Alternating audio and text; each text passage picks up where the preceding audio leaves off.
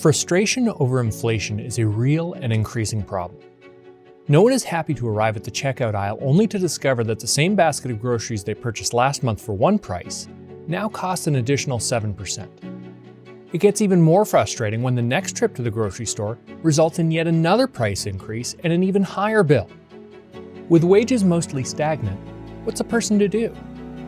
An increasing number of people believe they have found the ultimate solution. If it's too expensive, just put it in your bag and walk out.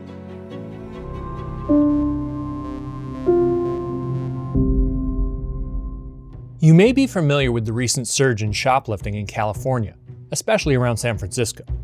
This was the direct result of reclassifying theft under $950 as a misdemeanor. Many fail to realize that this problem also affects regions that have not reclassified laws, including here in Canada. While not alone in facing this increase in theft, grocery stores appear to be bearing the brunt of the cost. The Canadian press reported that a growing number of supermarkets report an increase in thefts of food and pharmacy products. The article goes on to state that the data is difficult to track as retailers often respond by asking the suspect to leave rather than involving police. Why wouldn't a grocer want to involve the police? It's not the same situation as California, where the passing of a proposition essentially made shopkeepers powerless. Yet the results are much the same. So what's happening here in Canada to foster similar increases in shoplifting? Writing for CBC News, David Burke summarized it with this impactful statement: "Our justice system is crumbling, both on a federal level and provincial level." Burke explains, across Canada, people accused of petty crimes like shoplifting, minor assault, and fraud are walking free because the justice system doesn't have time to deal with their cases, as it struggles to move more serious crimes through the courts. Crime has increased to the point where the system does not have enough time to prosecute less serious crimes like shoplifting.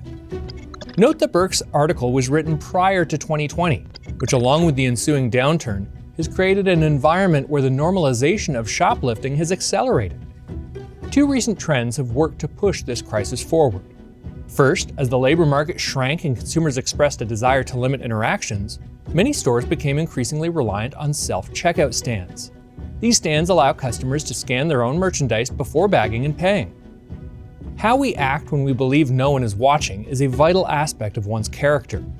Yet the opportunity to avoid payment is too much for some to ignore.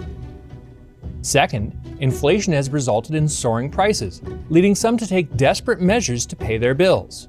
A recent Toronto Star article titled "Confessions of a Shoplifter" showed the moral gymnastics of one shoplifter. "I don't have any kind of moral quandary with stealing food. If the prices were fair, I'd pay." This article goes on to show that this individual was not alone in his line of reasoning. The Star spoke to several Toronto residents for this story who say they're shoplifting more as food prices increase and feel justified in doing so. These two trends can be summarized as opportunity and motive. Increased opportunity to shoplift and increased motive to do so.